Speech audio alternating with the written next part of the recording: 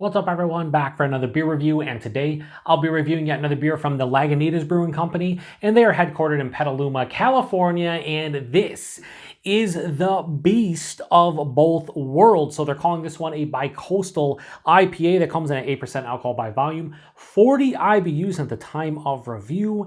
This can is just under 7 weeks old. So got a new release here from Lagunitas, and what the hell is a Bi-Coastal IPA? Well, I'm glad you asked. According to them, it has East Coast flavor and West Coast clarity. So this is basically a hybrid of like a hazy New England IPA and a West Coast IPA, although it is 8% alcohol by volume, so it's a double IPA technically. And they also have a spiel at the top of the can that says it was the worst. It was the west of times. It was the east of times. It's time now to bring the best of both together. Release the hound, and I guess the hound is their logo that's going nuts, bringing in both coasts. Anyway, this one is brewed with Mosaic, Citra, Strata and Sabro hops, and the double dry hopped with the first two hops. And I want to give a thanks to a longtime viewer of the channel, Raining Iron Parade, for recommending this one to me, along with a couple other folks.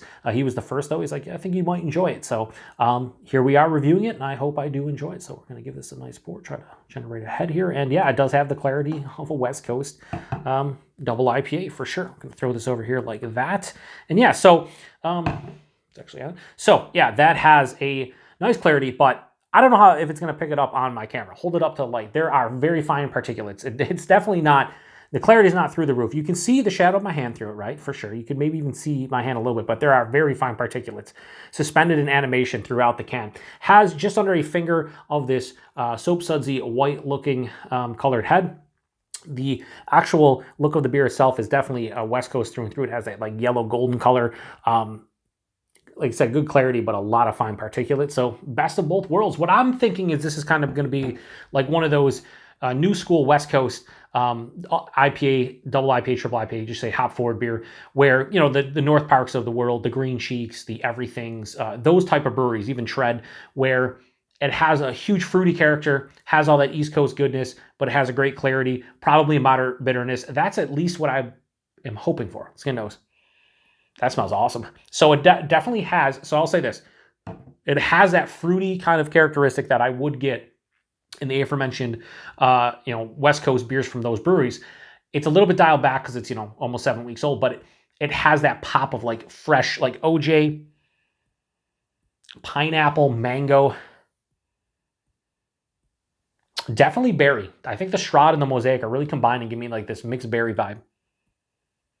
Oh yeah, for sure. Now I'm going back, like definitely berry. I'm not getting any coconut like I typically get from like Sabro hops. But a lot of like freshly squeezed OJ, mango, pineapple, stone fruits, but then that big mixed berry thing is hitting me. There is a little bit of like a resinous pine quality. There's a little bit of dankness as well. An underlying like bready, like a honey bread kind of malt quality. Yeah, it smells like those beers, just a little bit dialed back, I think, because of the age, but also it's Lagunitas. They're probably not using as many hops as, say, North Park or Green Cheek, but also when we talk about the price point availability, it's like half the price. So it smells like a really good, shelfy, new school West Coast IPA. That's kind of the vibe I'm getting out of this one. Let's get into it. Cheers, everyone.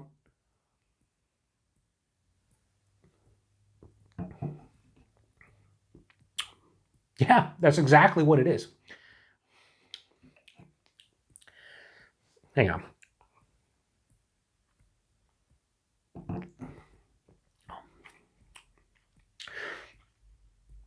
I might be out of place talking like this, and I might, you might not agree with me. I've seen some of my Untapped friends check this in, and some people give it like a 3.5. I think one person gave it like a 3.25. After these first two sips, I can say this: it's almost 7 weeks old. So again, it's not like it's fine for Lagunitas. Their beers can be shelf stable, like the Sierra Nevadas of the world, where this was kept cold the entire time. So you're still going to get that, big aromatic hop character on the palate. It's still going to be there. It's just not going to be as noticeable as this was, just under 7 days old. Let's just say it's like a week old, right? You're going to lose some of that pungency. But the soul of this beer, I can tell you based on the first two sips, is very reminiscent of like a North Park, West Coast double IPA or a green cheek or an everything or a shred. Like very similar in a lot of respects. Are they after that first sip is as good as some of those? No. But again, this is a shelfie.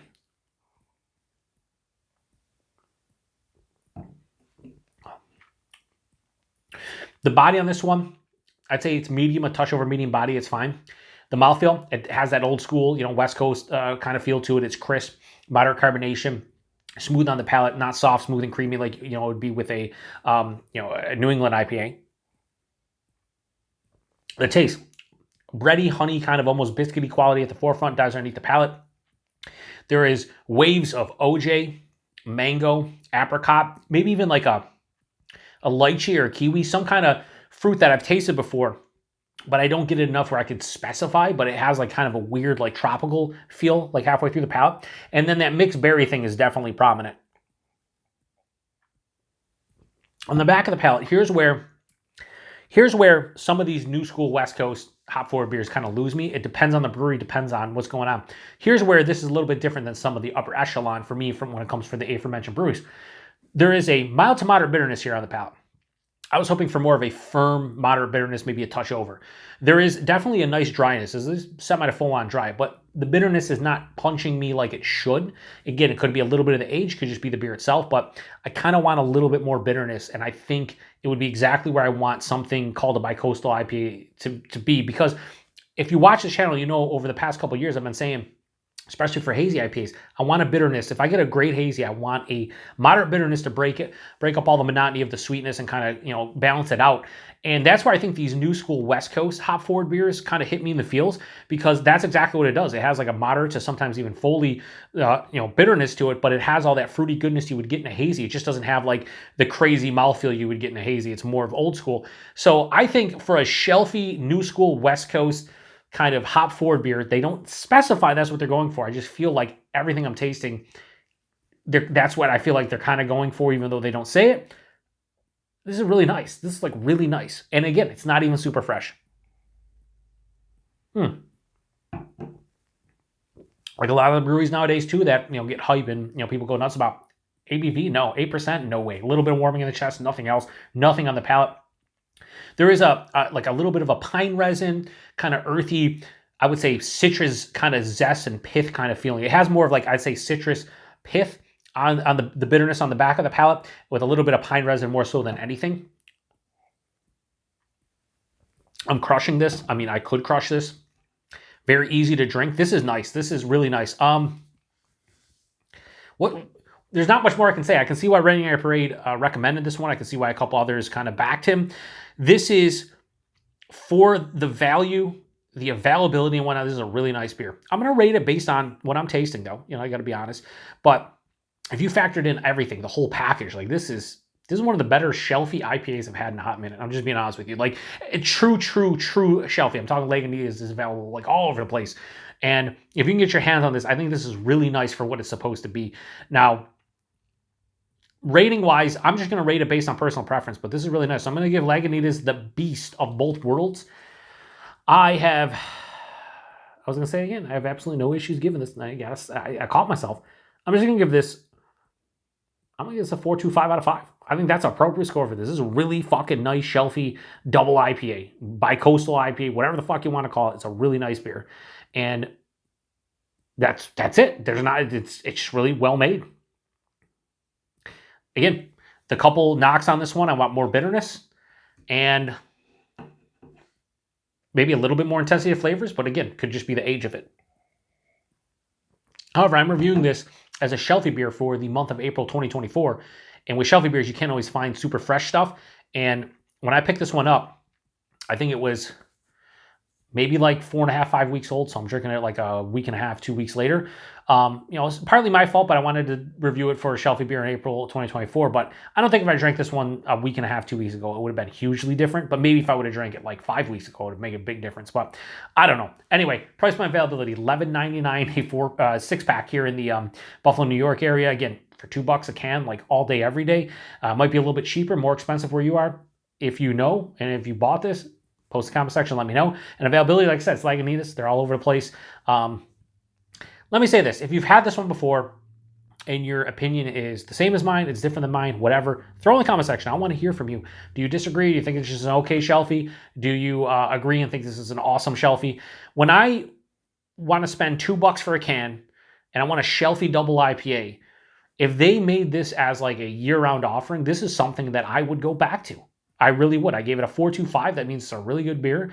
And I would buy this again based on everything that's in my glass. This is like, again, a shelfie version of those new school West Coast hop forward beers that I really do enjoy. Doesn't get to that level, but also you're talking $12 a six-pack compared to a lot of those that are in the $18, $20, $22, $24 range. So, for a four-pack. So, you got to take everything into consideration. You got to be realistic. And I think this is just really good. So I'm going to shut this one down. Appreciate everybody stopping by for another beer review here on the Beer Patrol. Till the next one.